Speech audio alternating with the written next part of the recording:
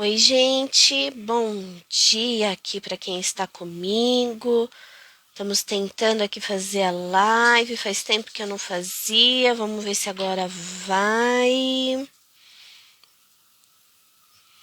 Quero retomar as nossas conversas que eu tive lá em 2020, do Essência da Humanidade, mas agora falando aí um pouquinho da graça do comum. Vilma, Sandro, estão me ouvindo? Agora tá saindo o áudio, Vilma?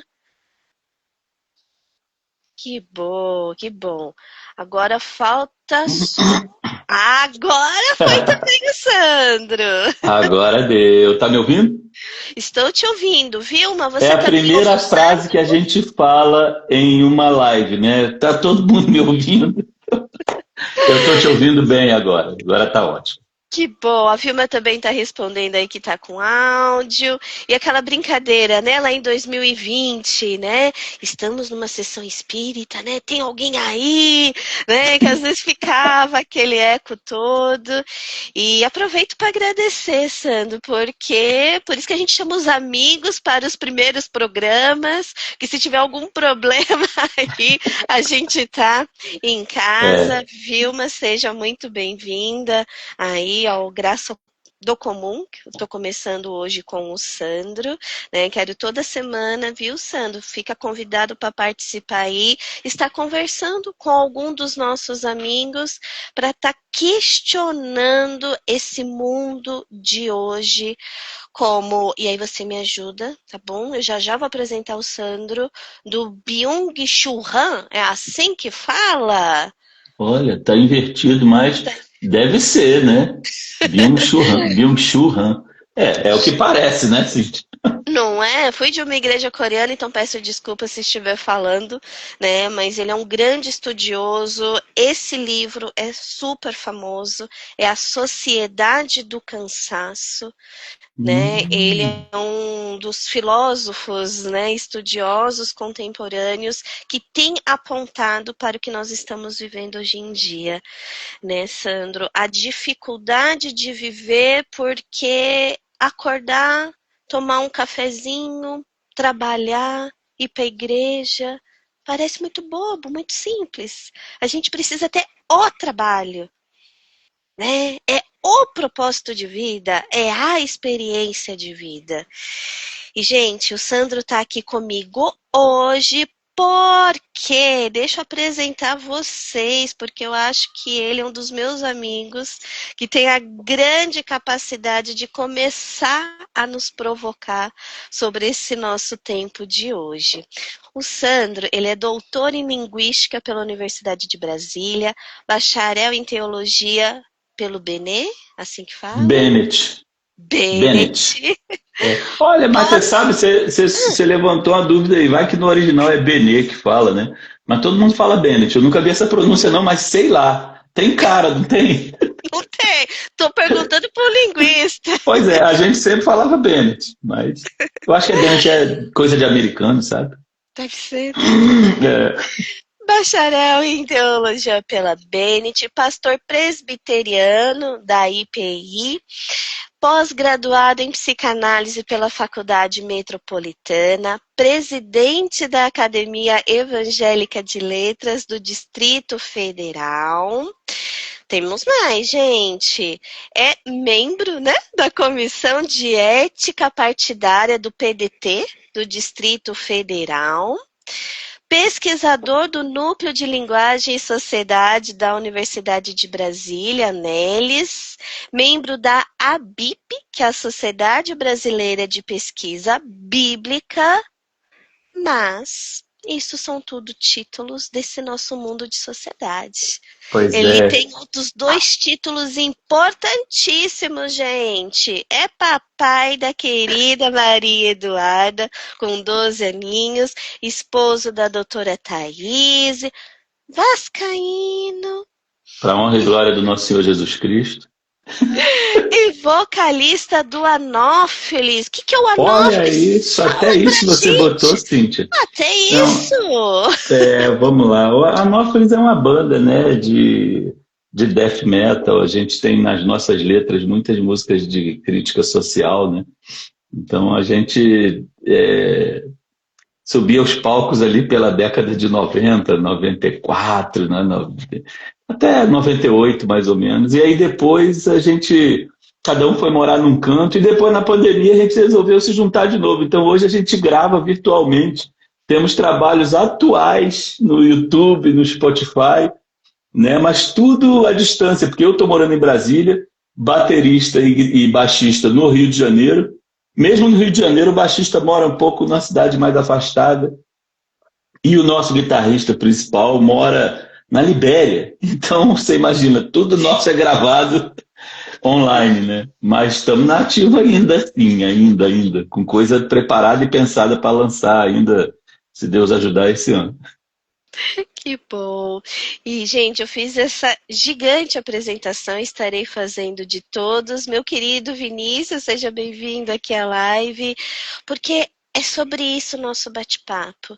É conversar com pessoas com vastas experiências, mas são de carne e osso, que tem vida, né? Faltou um aqui, pós-graduação em Faltou? gastronomia, que a sua Ah, esposa e sua filha são abençoadas.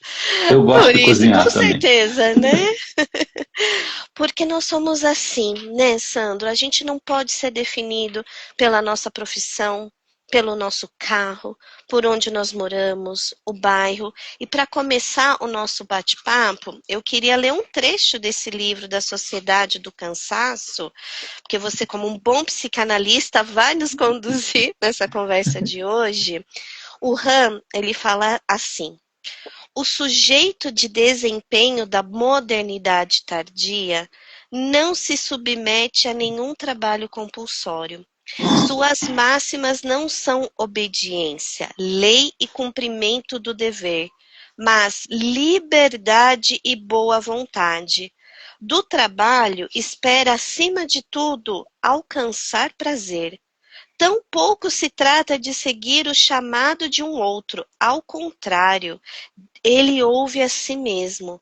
Deve ser um empreendedor de si mesmo. Assim, ele se desvincula da negatividade do outro. Mas essa liberdade do outro não só lhe proporciona emancipação e libertação. A dialética misteriosa da liberdade transforma essa liberdade em novas coações. E aí, Sandro, o que falar-nos sobre isso? Caramba, novas coações. Terminou com um socão no meio da cara, né, Cíntia? Olha, eu sempre penso que a gente. Aí é uma questão muito direcionada pela psicanálise, né? Que para mim é um centro, assim, desculpa, da questão psicanalítica. É claro que a gente tem muitas divulgações das linhas de psicanálise, né? Lacan, Freud, Winnicott e por aí vai. Eu já penso que a gente tem que fazer uma síntese de todo mundo, sabe? E tem psicanalista mais moderno, alguns gostam de se dizer, eu sou da linha lacaniana, sou da linha de Freud. Outros gostam já tem uns inovadores assim, né? Tipo, descobri a pólvora, que gostam de rejeitar todo mundo, criticar todo mundo e agora criei uma maneira nova. Eu não gosto muito disso, né? Mas eu também não gosto de me prender muito a uma linha, ainda que Lacan me fascina mais, mas daí eu acho que é por causa do universo da linguística, né? Ele tem muito essa coisa da palavra, da linguagem. E que eu acho que é importante porque a psicanálise é muito essa coisa de você falar. E às vezes você falando, você descobre, meu Deus, eu nunca tinha pensado isso sobre mim. Isso é que é mais fascinante. Mas eu comecei isso tudo para dizer que a chave para mim é a questão de desejo. Você vai descobrindo o que são as chaves do desejo em você. E aí, por mais que alguém conduza você na análise ou até numa terapia, né, Cíntia, que você tem essa experiência há décadas, né? Então, a própria pessoa é importante que ela veja isso, né?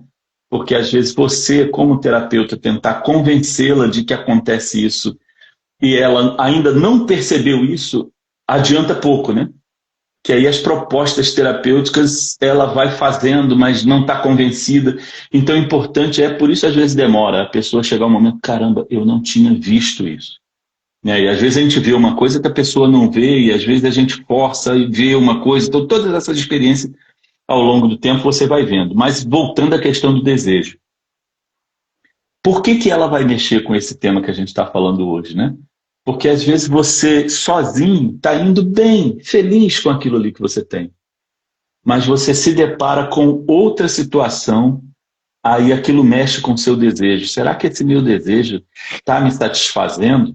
E é claro, o seu desejo sempre vai te satisfazer. Entretanto, quando você encontra uma outra realidade, um desejo imposto, né, vamos chamar assim, você pensa, olha, essa minha realidade não pode ser boa, porque quando eu olho aquela outra realidade lá, muito mais em termos de bens, de posses, né, maior do que a minha, eu estou vivendo uma vida medíocre. Né, a rotina, e você chama de comum nessa sua série, né? Esse comum não pode ser bom. Como eu estou feliz com isso? E e surgem questionamentos aí que às vezes a pessoa nem precisava ter. E esse paralelo a gente não pode fazer com esse mundo de internet, de contato com tudo da vida, de você estar sempre vendo vida de influenciadores fantásticas, né? Mostrando aí, olha, você pode ter esse carro, você pode ter essa quantidade de grana, você pode ter essa casa igual eu tenho. E aí entra em outras reflexões tão profundas, como estamos falando de bets hoje em dia e tudo mais, né? Seu emprego é o quê? Você trabalha de repositor no supermercado? Pô, mas você está feliz quando chega em casa, né? Faz aquela jantinha gostosa, assiste novela com a sua mulher, né? Tomam uma latinha de cerveja e vão dormir felizes, né? Com os seus filhos e tudo. No outro dia, tudo de novo. Não tem problema nenhum. Mas o legal é você ter um canal no YouTube para você falar coisas e conseguir engajamento, né? Seguidores, comentários e tudo mais. E quando a pessoa faz um vídeo, bota lá, não consegue curtidas, ela fica frustrada por uma coisa que, sabe? Qual é o desejo, né? Qual é o desejo? Essa é a pergunta que pode fazer mudar o seu próprio desejo e a sua própria satisfação, né? Dentro do seu comum. E eu quero te fazer uma outra pergunta em cima desses desejos que às vezes brotam na gente por conta do outro, da sociedade, que é quando esse desejo ele não é alcançado. A gente não consegue realizar. Parece que a gente vive um momento que a gente não pode fracassar e pior, parece que a gente não pode se lamentar. Porque às vezes coisas ruins acontecem, às vezes a gente não vai conseguir realizar muito dos nossos sonhos, e às vezes, aqui a gente está falando para o contexto de todos, né? Mas às vezes parece quase que um pecado, uma proibição, um tabu, parece que você não pode reclamar de, olha, mas você tem uma casa, mas olha, você está empregado, mas olha isso, olha aquilo. Me fale um pouquinho disso, dessa questão que, tipo, é proibido sofrer, é proibido se lamentar, é proibido ficar triste? Essa semana, é engraçado, né? Porque ontem teve estudo bíblico na igreja e eu não estava lembrando a sequência do estudo bíblico, mas ontem o tema era Lamentações. Né? E eu tinha escrito uma carta, até compartilhei com você, sobre, né, um início de reflexão sobre a dificuldade que cristãos, nós cristãos, temos às vezes de ouvir lamentações que são puramente lamentações. A gente ouve alguém lamentando de alguma coisa ruim que aconteceu na sua vida e a gente quer sempre propor uma solução, um alento, um supere, um tenha fé. Tenha fé é horrível falar isso para a pessoa. E aí eu vou dar exemplos para vocês que às vezes, gente, é só lamento, não tem o que fazer. Sente do lado, faça como aqueles amigos do Jó, bota cinza na cabeça e se veste com saco velho e sujo. Porque é só sentar e chorar com uma pessoa, ser solidário, né? E não ter. Vou dar um exemplo, por exemplo, né? Né? Vou dar um exemplo. Você é linguista, você pode. Mas isso não deveria, é vício, né? Por exemplo, alguém que. Aí vocês vão ver a gravidade da necessidade de ouvir um lamento e respeitar o lamento. Alguém que perdeu um filho. Às vezes um filho pequeno, jovem. Mas a gente vê muito acontecendo. A pessoa, quanto mais idosa ela vai ficando, nossa, que bênção é ter muitos anos de vida. Mas aí você pode correr o risco de ver seus filhos morrendo, né?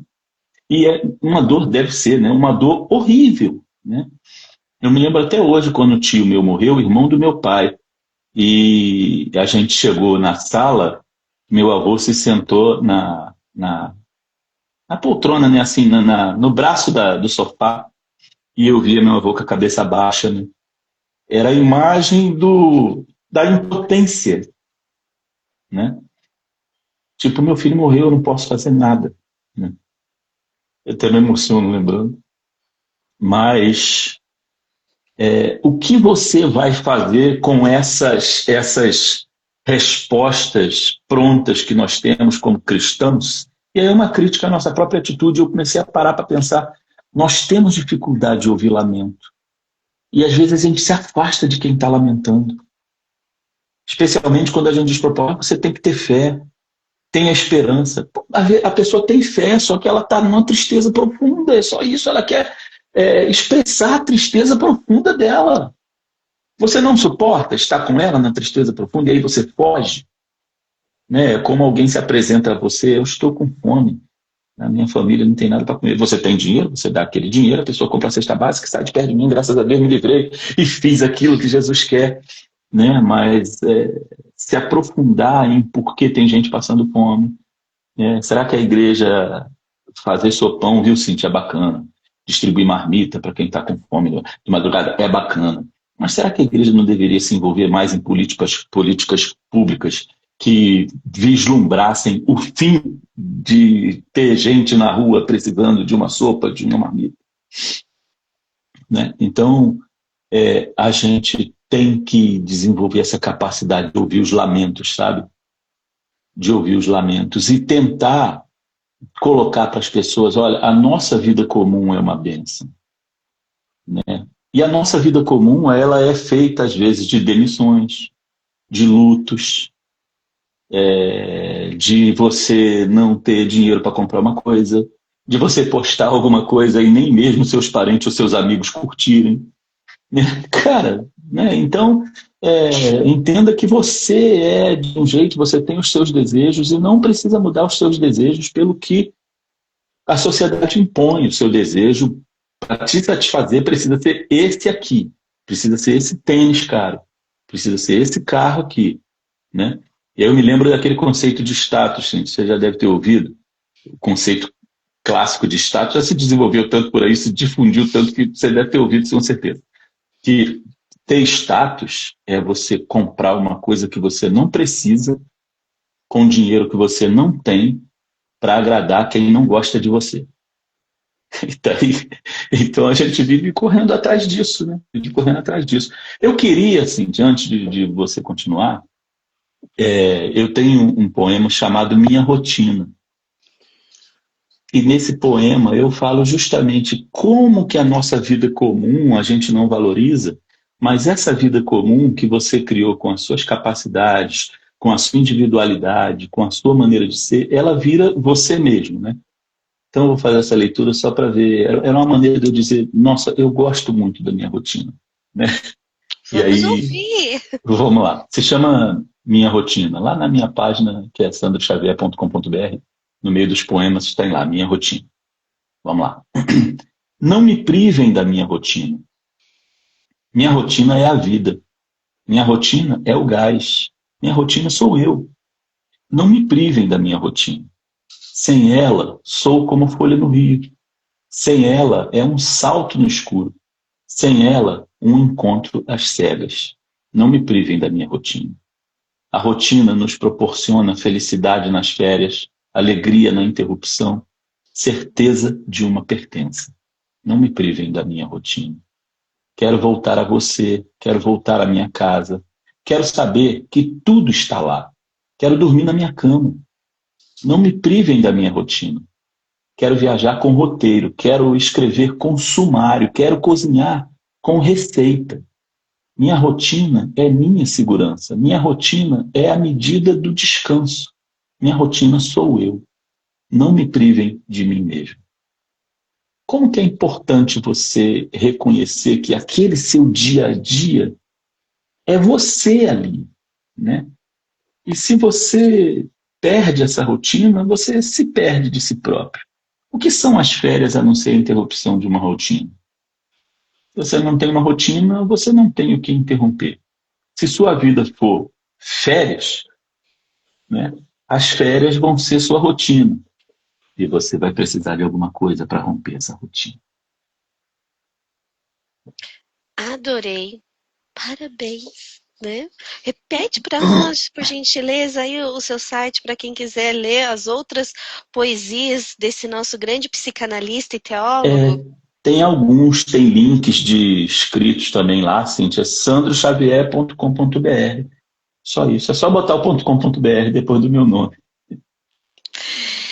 Sandro, esse teu poema me fez lembrar do capítulo 7, tá? Para quem chegou agora na live, eu estou compartilhando um pouquinho, né, da Sociedade do Cansaço, o livro do Han, que ele diz o seguinte, Sandro: a sociedade do cansaço, enquanto uma sociedade ativa, desdobra-se lentamente numa sociedade do doping. Nesse meio tempo, também a expressão negativa de doping cerebral acabou sendo substituída por melhoramento cognitivo. O doping possibilita, de certo modo, um desempenho sem desempenho. E quando eu li isso, Sandro, né, eu que sou terapeuta cognitiva comportamental, entrando aí na narrativa, na sistêmica, me lembrei desse pedaço, porque quando você fala a minha rotina, para eu ter a minha rotina, eu tenho que saber quem eu sou. Eu tenho que ter a minha identidade. E quando eu compro o desejo dos outros, e às vezes o desejo do outro pode ser um desejo válido para mim, mas nem sempre. Claro. Uhum. Eu vou perder a minha identidade e aí eu não vou ter a minha rotina. E aí a minha pergunta para você agora, Sandro, é: quem decidiu que toda a vida precisa ser incrível, precisa estar numa vitrine e eu vou escolher aqueles componentes para minha vida? Pô, Cintia, eu acho que a primeira coisa é a gente perguntar o que é incrível. Quem decidiu o que é incrível? Quem decidiu o que é incrível? Quem decide o que é incrível? Eu não posso decidir o meu incrível, né? E se você começa a viver o incrível do outro, ou o incrível do tudo, esse tudão que diz o que tem que ser bom, o que não tem, até que ponto você está sendo você, né? E em que momento, caramba, essa pergunta que eu acho que é mais assim para o tipo de trabalho que você segue, né? Dessa sua linha, em que momento esse esse despertar, esse rompimento vai acontecer? Porque uma hora ele vai acontecer. Eu estou vivendo uma coisa que não sou eu. Esse desejo não é meu. E pode estar te dando até dinheiro, sucesso, fama, ibope, mas chega uma hora que a conta vai bater.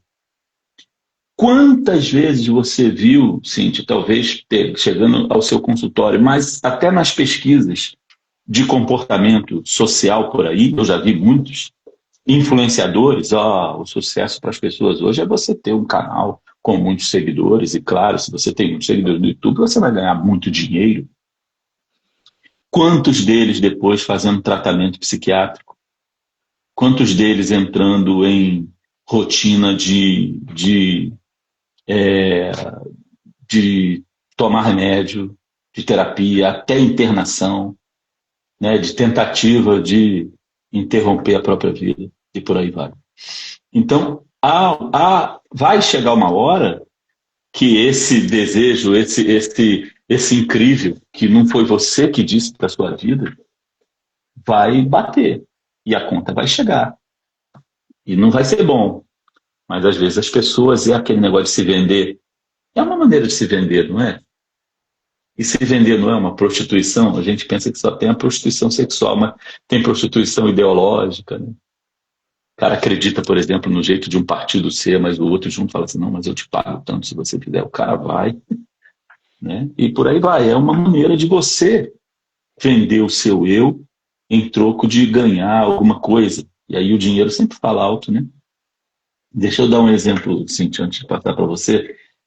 Na época em que estava em alta, acho melhor não falar a marca não, porque ela ainda está por aí, mas ela entrou muito em igreja, as pessoas foram muito cooptadas por essa marca para poder chamar pessoas para fazerem parte daquilo. Então, quanto mais pessoas você tinha na sua rede, era um marketing de rede, né? Quanto mais pessoas você tinha na sua rede, aquelas pessoas compravam, também vinha uma porcentagem para você e por aí vai. É uma outra maneira de fazer pirâmide, né?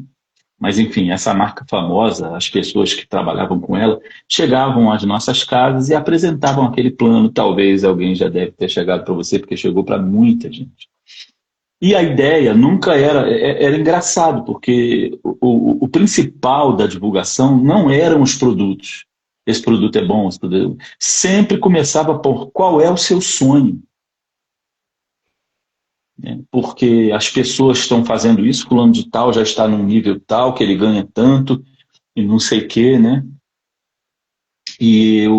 A minha resposta para a pessoa era frustrante, porque eu dizia para ela, qual é o seu sonho? Eu falei, o meu sonho é só manter o que eu tenho, pagar minhas contas e viver cada dia, poder, no fim de semana, né, sair com a minha família, nas férias. Assim, meu sonho é continuar vivendo como eu estou. E aí era frustrante que a pessoa tentava me convencer de que não, aquilo não é um sonho legal, você precisa querer ganhar tanto e ter uma casa de não sei o quê e tudo mais, né? E aquilo ali me fez lembrar, até antes, né, do nosso papo aqui do comum, você gostar do comum, gostar da rotina também assusta as pessoas, ou mostra para as pessoas, nossa, mas que pessoa fraca, ela não tem sonho na vida. Porque o sonho na vida para ela é esse incrível, que foram eles que criaram para eles e não para mim. Uma coisa legal que eu aprendi na psicanálise é que a individualidade, respeitar a individualidade, o plano, o tratamento, o que você tem para aquele caso, você assim, o tratamento, o caso é esse, o tratamento é esse. Não, a pessoa é esta e eu vou ter que ver como que é para ela. Não tem duas pessoas iguais no planeta, né? Nesse sentido. E aí envolve-se desejo, né, expectativa, rotina, o comum que vai ser bom para ele, e ele entender, cara, esse é o teu comum, vai nessa que você vai ser feliz. Não olha para o outro, para aquele incrível que foi outro que criou. O seu incrível é esse comum aqui. E dentro disso, Sandro, para você continuar a nos falar mais, quando que esse ordinário você percebe que virou sinônimo de fracasso, como você mencionou, né? Você acha que foi na década de 80, de 90, teve algum advento, algum gatilho? Como você, como psicanalista, teólogo, né, há muitos anos aí lidando com pessoas também, percebe, né? Porque as coisas vão acontecendo e não é que a gente vive no modo automático, mas são muitos eventos. Mas parece que teve um momento no mundo que virou essa chave. O que você percebe sobre isso? Enquanto você está perguntando, eu estava pensando aqui, eu não sei se eu vou acertar. Né? Porque, assim, sabe aquela coisa que você ainda, nossa, eu não parei para ver. Mas a gente acaba vindo com desconfiança, né? Tem processos no mundo que são bons e sempre trazem algumas consequências, né? Poxa, descobrir a energia nuclear foi maravilhoso, foi um avanço tecnológico incrível para o planeta, mas trouxe também, né, bomba nuclear, então, né, enfim. E outros aí, exemplos que a gente tem. Mas, assim, eu acho que a globalização trouxe uma possibilidade que algumas pessoas não acolheram bem. Em que sentido? Você olhar para outras culturas, né? Perceber a riqueza de culturas diferentes, poder adotar até alguma coisa que você goste na outra cultura ou não, né? Lembrando do exemplo da gastronomia aí, por exemplo, né? A gente vai ter pratos diferenciados, né?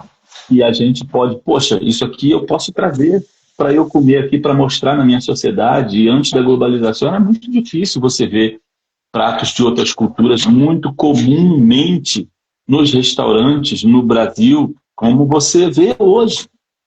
Você tem restaurantes, né, nas metrópoles de quase todas as culturas do planeta. E os pratos de lá são adaptados para o gosto, para o paladar do brasileiro. Né? Em termos de sushi, por exemplo, você vai ver sushi aqui de sushi de feijoada, sei lá, né? Pizza de cachorro quente, de bacon, né? Então, né? Isso não é ruim, é uma adaptação para a cultura, é um enriquecimento para a gastronomia. Não estou nem aí, né?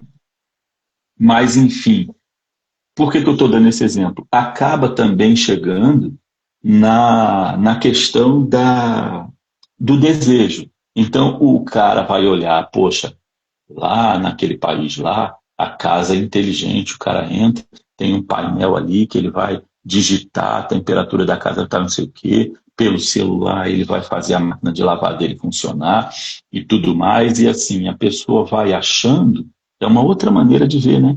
Que ele só pode ser feliz se ele tiver aquilo. Enquanto que ele viveu a vida inteira dele sem aquilo e estava feliz. Então, ele dá uma mexida no desejo dele, né? E aí eu não sei, viu, Cintia? Eu marco a globalização, e aí a globalização depois impulsionada pela internet, não querendo dizer a globalização foi ruim, a internet foi ruim, não. Eu acho isso de uma riqueza tremenda. O ruim é quando você é muito amigo de um cara lá na Índia pela internet, mas você não conhece o seu vizinho do 304. Essa é uma pobreza que a gente tem, né? Nós estamos vendo hoje pessoas, e aí eu queria dizer adolescentes e tal, mas tem adulto também, né? Que está tendo interação muito grande pela internet, né? Em vários níveis, redes sociais, jogos que tem interação e tal, mas não tem capacidade de se sentar com outros adolescentes quando se encontram num grupo social, seja na igreja, em outras situações, e não conseguem interagir. Não é louco isso? Então, você tem a riqueza por um lado e você tem a, a incapacidade da interação física. Isso está diminuindo, né? E aí eu puxo de novo para o negócio do vício em tela, que eu estou agora numa pesquisa para gerar um artigo tentando, né? E ver como inteligência artificial, a gente não consegue fugir, isso tem a ver com o nosso trabalho hoje em dia, a gente não vai conseguir fugir disso. Mas quando você trabalha na tela, se diverte na tela, faz pesquisa na tela, e você vicia na tela, quando você sai da tela, você tem uma abstinência horrível, sintomas muito parecidos com autismo e tudo, e às vezes não é, às vezes de fulano, né, até quem faz diagnóstico está tendo dificuldade hoje, ó. Quando foi diagnosticado com TEA, não é não, isso é consequência de vício em tela. E como é que vai tirar? Né? Então, essa situação está bem complicada. Nossa, eu acho que eu estendi demais, não foi, Cintia? Estou adorando e acredito que quem esteja aqui nos assistindo Porque, também. não, porque atropelou. Você viu, eu falei de globalização, cheguei na internet e como isso mexeu com a gente hoje. E assim, quando chega na internet, na tecnologia, como ela avança muito rapidamente, o que a gente diz hoje, daqui a 6 meses já não é. Ou já tem um problema novo, né? Então é uma dificuldade, é uma avaliação que a gente ainda não está conseguindo definir por completo. E quando a gente chega perto de definir, o problema já avançou, ele já está indo lá na frente, a gente corre atrás. Quando está pegando no rabo, ele corre de novo, né? E quando você fala isso, Sandro, eu me lembro muito do que eu aprendi com um amigo advogado.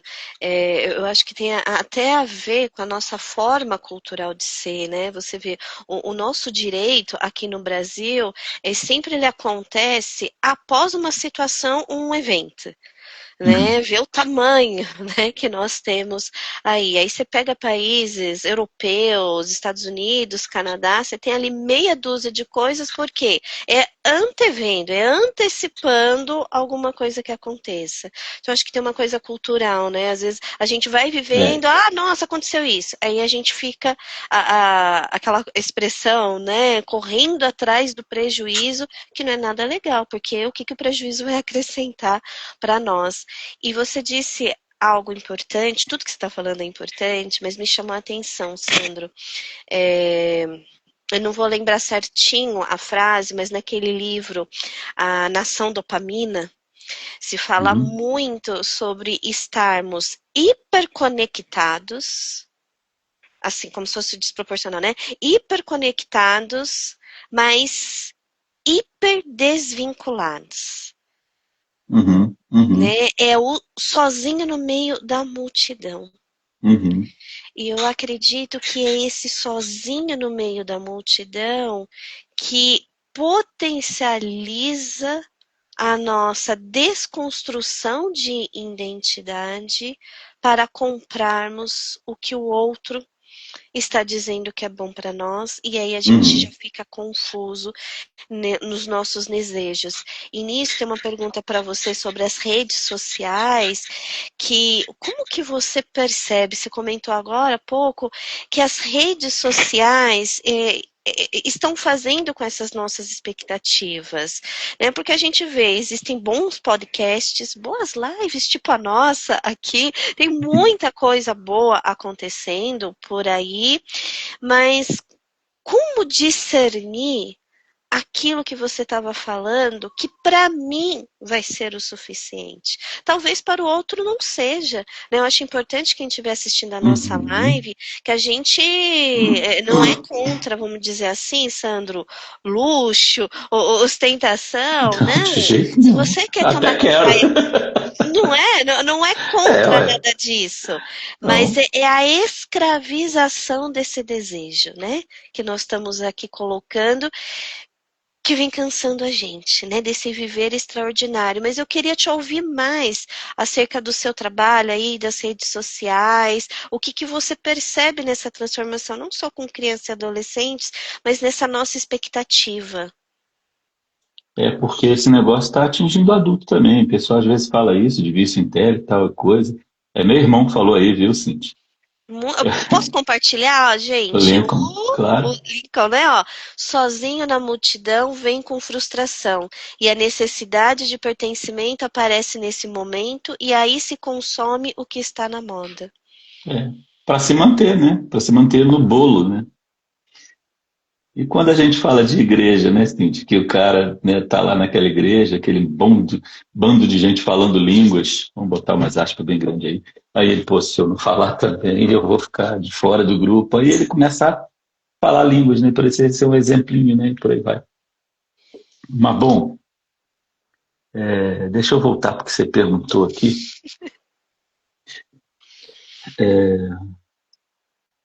Olha, eu acho que vai no casamento de novo com aquele negócio da globalização e da internet que eu falei, né? Porque como é legal a gente ter rede social e tudo, eu passei a morar sozinho em Brasília quando eu vim ser pastor na igreja aqui e sem família nenhuma aqui e tudo, né? E acabava o culto no domingo, culto de manhã, eu almoçava e ficava em casa de tarde, então eu entrava na internet para falar com o pessoal e tal. E aquilo virou uma rotina e eu percebi que aquilo mudou muito a minha maneira de agir e de viver e de conceber o mundo, né? Então, para não parecer que isso só atinge crianças, veja, eu já estava com meus 30 e tantos anos de idade, né? E eu olho para trás e penso, eu não sei até que ponto isso realmente me moldou, me modificou, né? Então, a ponto de, assim, para conversar era usava a internet, porque meus amigos ficaram muito no Rio, né? aí estava ali na frente do computador para se divertir. Era jogo, né? Então, quer dizer, isso realmente modifica a gente, né? Acaba dentro do desejo fazendo uma readaptação. Aí é tão ruim de você fazer uma crítica da sua própria maneira de agir. A que ponto o que você faz está te impossibilitando de transformar o seu contato e a sua interação com as pessoas, né? Eu tenho uma colega que ela limitou o uso de tela dela a acho que 45 minutos. E ela foi radical a ponto de, assim, não é só celular, notebook, computador, não. Televisão também e qualquer outra tela, a ponto de ela ter ido assistir um filme no cinema de 2 vezes. Ela assistiu os 45 minutos, eu acho muito radical, mas se foi um planejamento que ela fez para controlar isso na vida dela, da família, né? Ela fez isso. Assistiu ao filme até os 45 minutos, depois voltou outra vez para assistir o restante. Então, tem gente que compreende isso tão radicalmente a ponto de, né, se limitar. Porque a gente não tem como fugir, né, Cintia? Hoje trabalho, né? Nós estamos aqui, você está fazendo um trabalho, um serviço. Estamos nas telas. Prestando serviço na tela, né? E é uma bênção, né? Ontem no nosso estudo bíblico, que é online, o presbítero orou agradecendo a Deus pela bênção que é a tecnologia, da gente poder fazer um estudo bíblico pelo Zoom, né? Então, tem hora que a bênção ela deve ser bem usada, porque se você exagerar na conta, você parte para degradação, né? Não sei se eu respondi ou se eu viajei de novo, viu, Cintia? Mas eu acho que nós estamos numa época de tecnologia que ela está nessa corda bamba, né? Ali você, nossa, que ajuda, que avanço, nossa, que coisa espetacular que é esse negócio da inteligência artificial. Então eu comecei a usar, até estimulado pela chefe do gabinete lá, dizendo, olha, ajuda muito na preparação dos discursos, né? E eu com medo de usar aquilo, eu falei, não, aquilo é um engodo, porque para mim a pessoa pede a IA para fazer e apresenta. E não é assim, a IA vai fazer para você um modelo e você vai ter que, porque a revisão pessoal não acabou, né? Você precisa dar aquele toque pessoal, e eu fazia isso depois, né? Ele vinha com aquela proposta de discurso, eu inseria coisas que ele não colocou, matéria de jornal, matéria da própria intranet, né?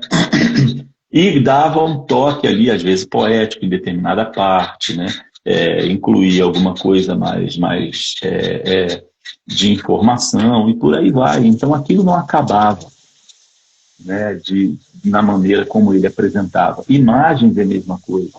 Quem trabalha com imagem de divulgação pedindo na IA, você tem que conferir de novo, e não conferir só o texto, não. Ele não erra só no texto, ele erra na imagem.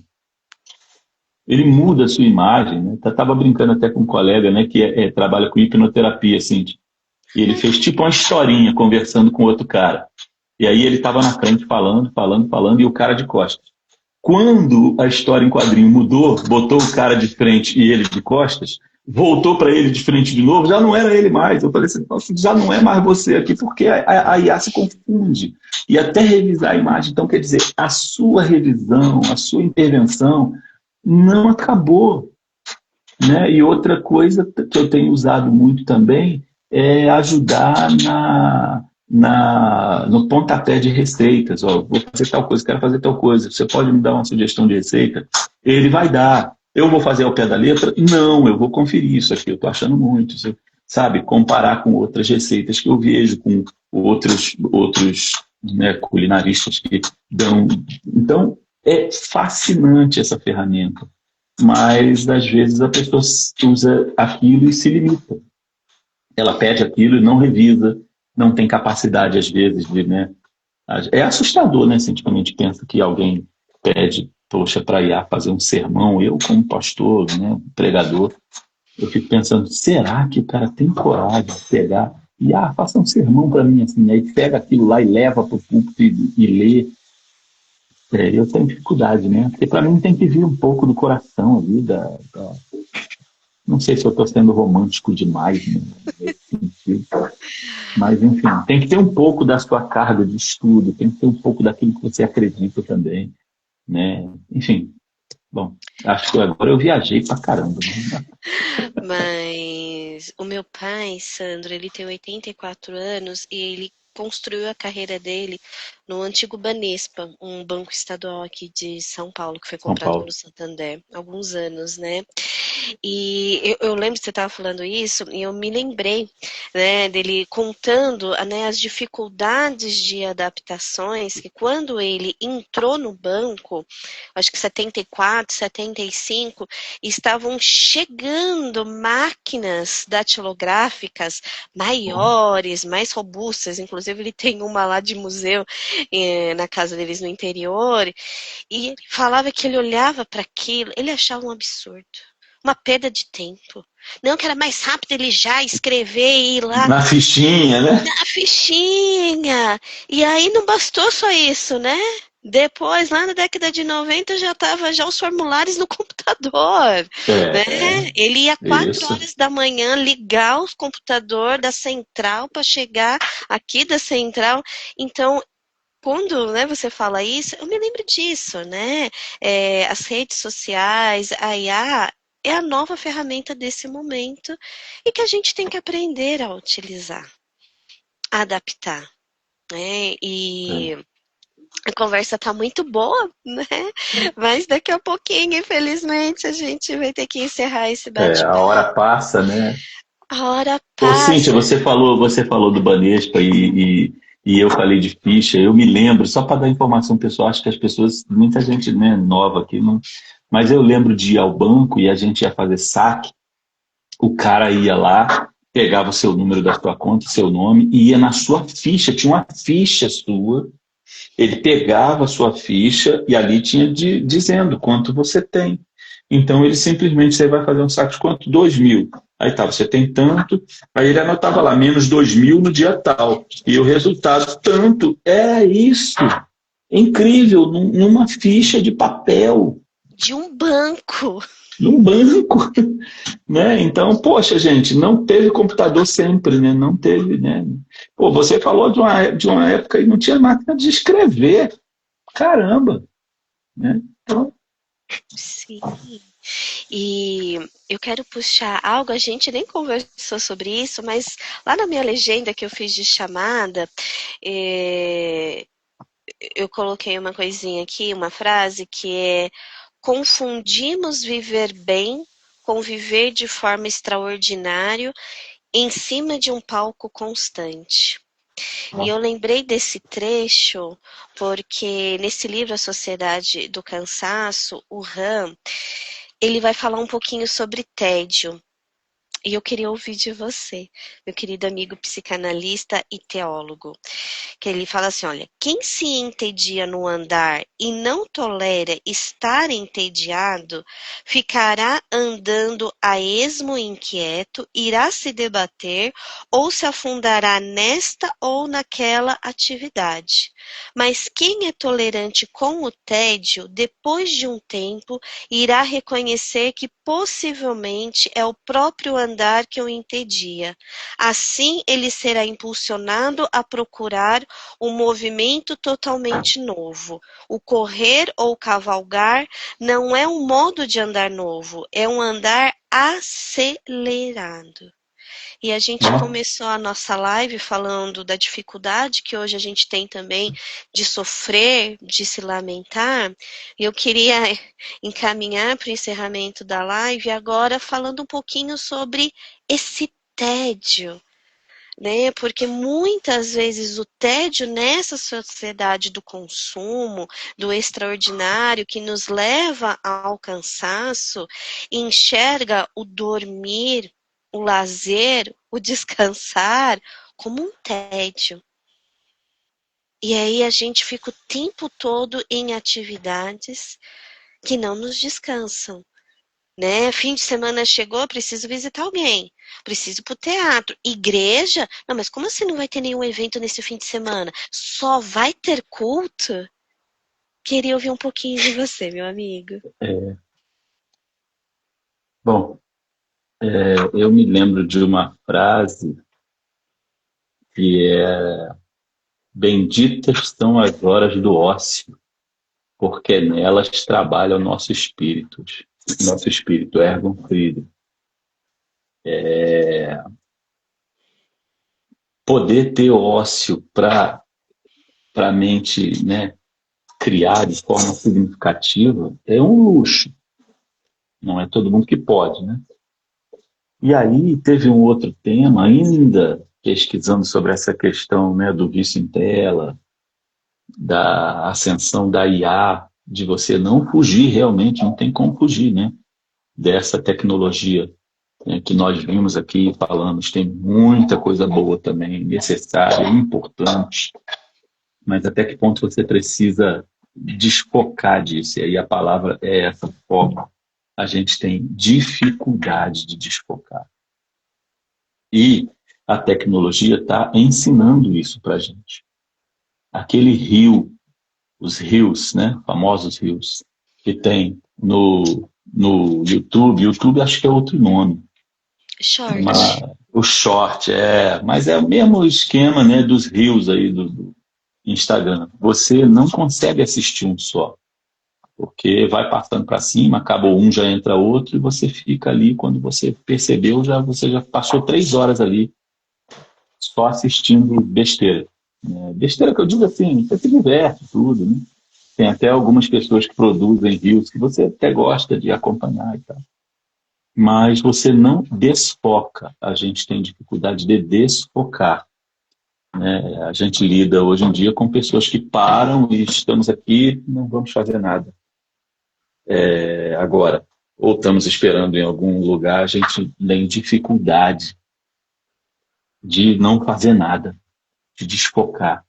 Porque você precisa ter um celular ali com bateria, às vezes a bateria acaba, para estar assistindo um rio, para estar jogando alguma coisa, para estar lendo notícias. Você não consegue ficar contemplando. Estou aqui pensando um pouco sobre as coisas. Né?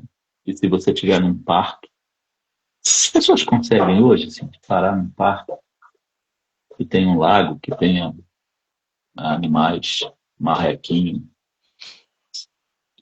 planta, árvore, e ficar contemplando ali simplesmente. Ou só dá para ficar sentado no banquinho se tiver um celular e você ficar mexendo nele. Ou você tem que estar andando de patinete, de patins, de bicicleta, porque você vai pro parque para fazer o quê? Para ficar sentado, você fica sentado em casa. Eu escuto muito isso no consultório. Pois né? Então, Olha, mas a gente necessita, até para visão, fala. Quero compartilhar aqui, o Lincoln tá falando no chat, né, o ócio estimula a criatividade. Se ter tempo para lazer, poesia é fundamental. Os povos originários já tinham essa visão há séculos e, infelizmente, pela mente pequena da sociedade contemporânea, são tidos como preguiçosos. Pois é, então. Agora, hoje, assim, por que eu falo que o ócio é caro? Porque o ócio que você se sente assim, esse é o momento que eu estou aqui parado. Então, porque tem gente que às vezes está com tempo livre, mas coitado, às vezes está com tempo livre porque está desempregado, entendeu? Então, essa diferença de você estar desocupado para você estar vivendo o ócio, viver o ócio. Né? E eu lembro de ele foi presbítero na igreja, foi pastor aqui na IPU, né? Ele já falecido, pastor. Ele estava aposentado, trabalhou na Embrapa, né? E tinha uma sociedade, um grupo, uma entidade de aposentados da Embrapa. Ligavam sempre para ele, convidando para ele participar das atividades lá, grupo de leitura, grupo de dança, grupo de passeio, sei lá, alguma atividade para ele fazer. E ligavam assim, nossa, estamos convidando o senhor para fazer parte. Eu falei, não quero não. Assim, aí ele falou assim, não, mas o senhor vai ficar à toa aí, sem fazer nada. Ele falou assim, mas eu me aposentei para isso mesmo, para não fazer nada. Né? E de fato, coitado, ele não ficava sem fazer nada, porque, né, como aposentado, ele era o cara que saía para pagar coisa do pessoal, né? e tudo mais, fazer coisa para os outros, e não parava, né? Mas ele dizia que não, mas eu me aposentei para isso, para não fazer nada mesmo, né? E as pessoas têm dificuldade hoje de estar num momento sem fazer nada, né? As pessoas precisam fazer nada. Eu ensino, às vezes, o pessoal da igreja fala assim: se você separou um momento para não fazer nada, aproveite, descanse. Você precisa de descanso. Sabe aquele descanso semanal? Aquele descanso anual, que é as suas férias, né? As férias hoje é luxo, porque tem gente que não consegue ter, né? A sociedade inventou aí que você tem que empreender, tem que ser empreendedor e tudo mais, né? Mas às vezes o empreendedor nada mais é do que um desempregado tentando sobreviver, tentando pagar as contas e tentando comprar comida. Pessoa sem ter talento nenhum, nem vontade de ser empreendedor, tem que empreender, não é porque ele queira, não é porque de necessidade. Enfim, voltando. E o seu descanso diário, né? Algumas horas, realmente tem, né? Tá em foco sempre, né? Essa coisa está em foco sempre, está fazendo mal para a gente. A gente não consegue ficar sem estar em foco. Isso é um mal que está atingindo a gente. Mas, meu Deus, eu ia falar alguma coisa logo depois que eu falei do Tarso, que eu me esqueci. Não vou perder tempo não, Cintia. Prossegue aí. Se eu lembrar, eu falo. Sandro, obrigada. Obrigada por esse momento de bate-papo. Quem chegou agora, tá chegando no meio do caminho. Gente, quem que é o Sandro? Um Sandro, amigo muito querido que eu ganhei via meu esposo. O Sandro, ele é doutor em Linguística pela Universidade de Brasília, bacharel em Teologia pela BNET, pastor presbiteriano, presidente da Academia Evangélica de Letras do Distrito Federal, pós-graduado em Psicanálise Clínica pela Faculdade Metropolitana e é membro do Comitê de Ética Partidária do PDT do Distrito Federal. Sandro, muito obrigada por esse nosso bate-papo. E agora, minha última pergunta é para o Sandro, casado com a doutora Thaís, mãe da querida Maria Eduarda, vascaíno, roqueiro.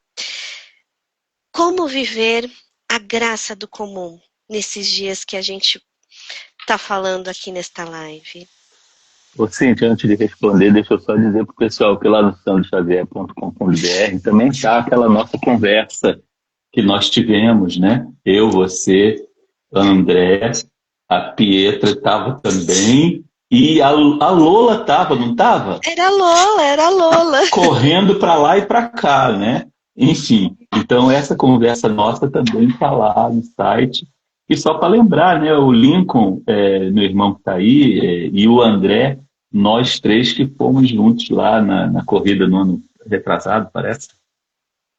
Passa tão rápido. Na Fórmula 1 passa muito rápido, né? Então, só para dizer para você que foi o Lincoln, meu irmão, né? Que a gente estava junto lá. Mas voltando à sua pergunta. Cíntia, eu acho que, assim, por causa dessa complexidade toda, né? A gente tem que admitir que não é muito fácil, né? Porque nós estamos lidando, a gente acho que chegou a um consenso aqui que essa ferramenta, né? Das telas, seja ela em que nível for, rede social, ferramenta de encontro, nós estamos aqui em uma, né? E nós já dizemos, essa bênção que proporcionou isso, né? Antigamente, como é que ia ser isso? Ou eu ia para São Paulo, você ia vir para Brasília, a gente ia alugar um auditório, só quem pudesse ir nesse auditório ia ter oportunidade, talvez filmasse numa VHS para depois passar, né? Então, imagina, né?